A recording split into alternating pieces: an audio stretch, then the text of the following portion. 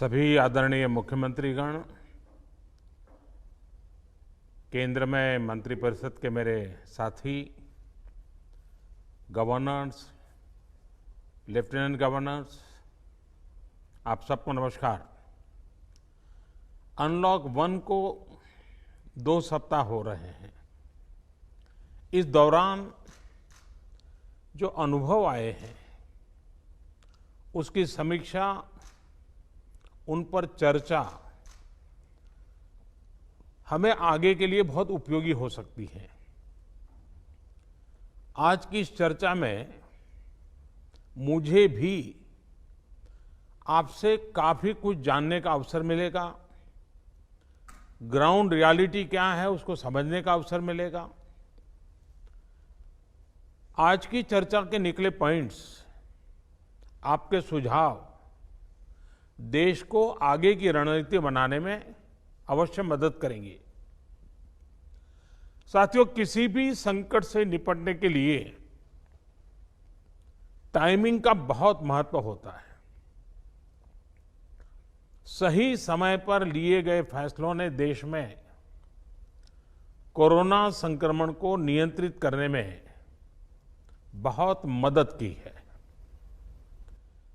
भविष्य में जब कभी भारत की कोरोना के खिलाफ लड़ाई का अध्ययन होगा, तो ये दौर इसलिए भी याद किया जाएगा कि कैसे इस दौरान हमने साथ मिलकर के काम किया। कोऑपरेटिव फेडरलिज्म का सर्वोत्तम उदाहरण प्रस्तुत किया। साथियों, जब कोरोना दुनिया के अनेक देशों में चर्चा का विषय भी नहीं बना था, तब भारत ने इससे निपटने के लिए तैयारियां शुरू कर दी थी, फैसले लेने शुरू कर दिए थे। हमने एक एक भारतीय की जिंदगी को बचाने के लिए दिन रात मेहनत की है। बीते हफ्तों में हजारों की संख्या में हमारे भारतीय भाई बहन विदेश से अपने वतन वापस लौटे हैं। बीते हफ्तों में लाखों की संख्या में प्रवासी श्रमिक अपने अपने गांव पहुंचे हैं। रेल, रोड, एयर, सी सारे मार्ग करीब करीब अब खुल चुके हैं। लेकिन इसके बावजूद, हमारी इतनी जनसंख्या होने के बावजूद भारत में कोरोना संक्रमण उस जैसा विनाशकारी प्रभाव नहीं दिखा पाया जो दुनिया के और देशों में कोरोना ने आफत पैदा की है। दुनिया के बड़े बड़े एक्सपर्ट्स, हेल्थ के जानकार, लॉकडाउन और भारत के लोगों द्वारा दिखाए गए अनुशासन की आज भारी चर्चा हो रही है। आज भारत में रिकवरी रेट 50% से ऊपर चला गया है। आज भारत दुनिया के उन देशों में अग्रणी है जहां कोरोना संक्रमित मरीजों का जीवन बच रहा है। कोरोना से किसी की भी मृत्यु दुखद है। हमारे लिए किसी एक भारतीय की भी मृत्यु असहज करने देने वाली है। लेकिन ये भी सच है कि आज भारत दुनिया के उन देशों में है जहां कोरोना की वजह से सबसे कम मृत्यु हो रही है। अब अनेक राज्यों के अनुभव आज आत्मविश्वास जगाते हैं कि भारत कोरोना के इस संकट में अपने नुकसान को सीमित करते हुए आगे बढ़ सकता है। अपनी अर्थव्यवस्था को तेजी से संभाल सकता है।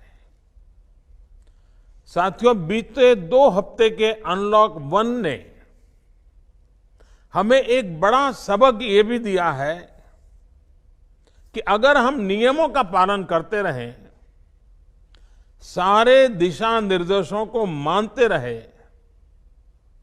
तो कोरोना संकट से भारत को कम से कम नुकसान होगा। इसलिए मास्क या फेस कवर, उस पर बहुत ज्यादा जोर देना अनिवार्य है, आवश्यक है। बिना मास्क या फेस कवर के घर से बाहर निकलने की अभी कल्पना करना भी सही नहीं है। ये जितना खुद उस व्यक्ति के लिए खतरनाक है, उतना ही उसके आसपास के लोगों के लिए भी। इसलिए 2 गज की दूरी का हमारा मंत्र हो, दिन में कई बार 20-20 सेकंड के लिए साबुन से हाथ धोने की बात हो, सैनिटाइजर का इस्तेमाल हो, ये सभी बहुत गंभीरता से किए जाने चाहिए। खुद की सुरक्षा के लिए, परिवार की सुरक्षा के लिए, विशेषकर घर के बच्चों और बुजुर्गों की सुरक्षा के लिए ये बहुत जरूरी है। अब तक लगभग सारे ऑफिसेस खुल चुके हैं। प्राइवेट सेक्टर में भी लोग ऑफिस जाने लगे हैं। बाजारों में, सड़कों पर भीड़ बढ़ने लगी है। तो ये सारे उपाय ही कोरोना को तेजी से फैलने से रोकने में मददगार होंगे। थोड़ी सी भी लापरवाही, थोड़ी सी भी ढिलाई, अनुशासन में कमी कोरोना के खिलाफ हम सभी की लड़ाई को कमजोर करेगा। और इतने दिनों की जो तपस्या है, उस पर पानी फिर जाएगा। हमें इस बात का हमेशा ध्यान रखना है कि हम कोरोना को जितना रोक पाएंगे, उसका बढ़ना जितना रोक पाएंगे, उतना ही हमारी अर्थव्यवस्था खुलेगी, हमारे दफ्तर खुलेंगे, मार्केट खुलेंगे, ट्रांसपोर्ट के साधन खुलेंगे और उतने ही रोजगार के नए अवसर भी बनेंगे। साथियों, आने वाले दिनों में अलग अलग राज्यों में इकोनॉमिक एक्टिविटी का जिस तरह विस्तार होगा, उससे मिले अनुभव दूसरे राज्यों को भी बहुत लाभ पहुंचाएंगे। बीते कुछ हफ्तों के प्रयासों से हमारी अर्थव्यवस्था में ग्रीन शूट्स दिखने लगे हैं। पावर कंजम्पशन जो पहले घटता जा रहा था, वो अब बढ़ना शुरू हुआ है। इस साल मई में फर्टिलाइजर की सेल बीते साल मई की अपेक्षा 2 गुनी हुई है। इस बार खरीफ की बुआई बीते साल की अपेक्षा करीब 12-13% ज्यादा हुई है। 2 व्हीलर्स का प्रोडक्शन लॉकडाउन से पहले के स्तर का करीब करीब 70% तक पहुंच चुका है। रिटेल में डिजिटल पेमेंट भी लॉकडाउन से पहले की स्थिति में पहुंच चुका है। इतना ही नहीं, मई में टोल कलेक्शन में बढ़ोतरी होना इकोनॉमिक एक्टिविटी में वृद्धि को दिखाता है। लगातार 3 महीने तक एक्सपोर्ट में कमी के बाद जून में एक्सपोर्ट फिर से बाउंस बैक करके पिछले साल के प्री कोविड पीरियड में पहुंच गया है। ये तमाम संकेत है जो हमें प्रोत्साहित कर रहे हैं, आगे बढ़ने के लिए प्रेरित कर रहे हैं। साथियों, आप में से अधिकतर राज्यों में एग्रीकल्चर, हॉर्टिकल्चर, फिशरीज और एमएसएमईज का हिस्सा बहुत बड़ा है। आत्मनिर्भर भारत अभियान के तहत बीते कुछ दिनों से इन तमाम सेक्टर्स के लिए अनेक प्रावधान किए गए हैं। एमएसएमईज को सपोर्ट करने के लिए अनेक फैसले हाल में लिए गए हैं। समयबद्ध तरीके से एमएसएमईज को बैंक से क्रेडिट दिलाने का प्रयास हो रहा है। 100 करोड़ रुपए तक के टर्नओवर वाले उद्योगों को 20% अतिरिक्त क्रेडिट के ऑटोमेटिक इंक्रीज का लाभ दिया गया है। अगर हम बैंकर्स कमिटीज के माध्यम से ये सुनिश्चित करेंगे कि उद्योगों को तेजी से क्रेडिट मिले, तो वो जल्द से जल्द काम शुरू कर पाएंगे, लोगों को रोजगार दे पाएंगे। साथियों, हमारे यहां जो स्मॉलर फैक्ट्रीज हैं, उन्हें गाइडेंस की, हैंड होल्डिंग की बड़ी जरूरत है। मुझे पता है आपके नेतृत्व में इस दिशा में काफी काम हो रहा है। ट्रेड और इंडस्ट्री अपनी पुरानी रफ्तार पकड़ सकें, इसके लिए वैल्यू चेन्स पर भी हमें मिलकर काम करना होगा। राज्यों में जहां कहीं भी स्पेसिफिक इकोनॉमिक एक्टिविटी पॉइंट्स हैं, वहां 24 घंटे काम हो, सामानों की लोडिंग अनलोडिंग तेजी से हो, एक शहर से दूसरे शहर तक सामान जाने में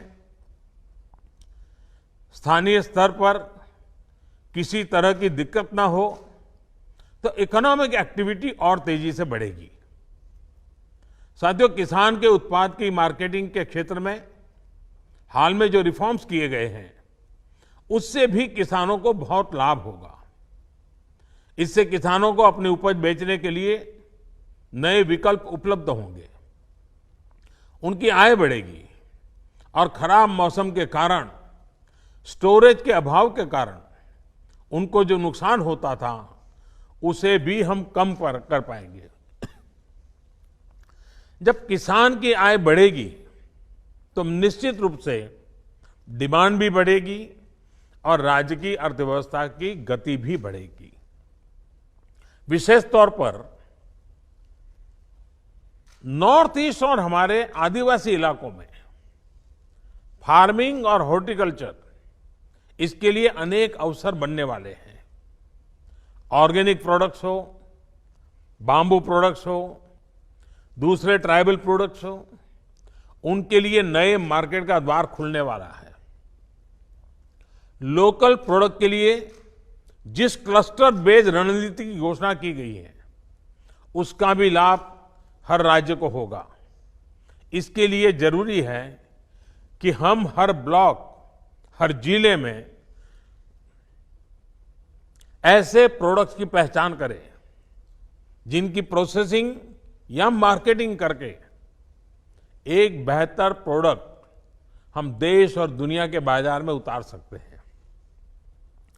साथियों, बीते दिनों आत्मनिर्भर भारत अभियान के तहत जितनी भी घोषणाएं की गई हैं, वो एक निश्चित समय सीमा के भीतर जमीन पर उतरे, इसके लिए हमें एकजुट होकर काम करना है। इस पृष्ठभूमि में कोरोना से लड़ाई और इकोनॉमिक एक्टिविटी से जुड़े आपके जो सुझाव हैं, जो तैयारियां हैं, वो जानने के लिए मैं बहुत उत्सुक हूं और मुझे पक्का विश्वास है कि अनुभव के आधार पर आपकी जो बातें आएगी, वो आने वाले रणनीति बनाने में बहुत काम आएगी। मैं गृह मंत्री जी से आग्रह करता हूं कि वे आगे की चर्चा का संचालन करें। ਹੁਣ ਤੁਸੀਂ ਦੇਖ ਸਕਦੇ ਹੋ ਗਲੋਬਲ ਪੰਜਾਬ ਟੀਵੀ ਨੂੰ ਡਾਊਨਲੋਡ ਕਰੋ ਸਾਡੀ ਐਪ ਐਂਡਰੋਇਡ ਜਾਂ iOS ਤੇ ਫ੍ਰੀ ਵਿੱਚ roku ਅਤੇ Amazon Fire TV ਤੇ ਜਾਂ Apple TV ਤੇ ਨਾਲ ਹੀ ਦੇਖ ਸਕਦੇ ਹੋ ਲਾਈਵ ਸਟ੍ਰੀਮਿੰਗ www.globalpunjabtv.com ਤੇ।